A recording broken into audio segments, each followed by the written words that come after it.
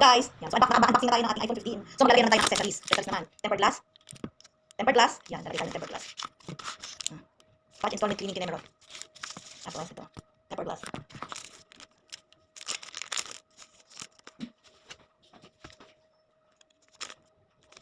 Well, yan, number 1 muna tayo.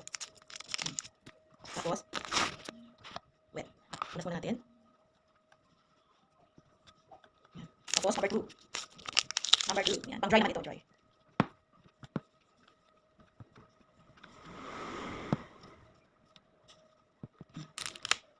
Tapos, pangatlo, tempered glass. Sabit na natin. Sabit ko na yung tempered glass. Tanggal na yung tempered glass. Sunod is yung case. Case niya, case. Yan, case naman. Yan, kapit na. So, mag-set up tayo. English. Ayan. Taiwan. Medium. Hindi nyo.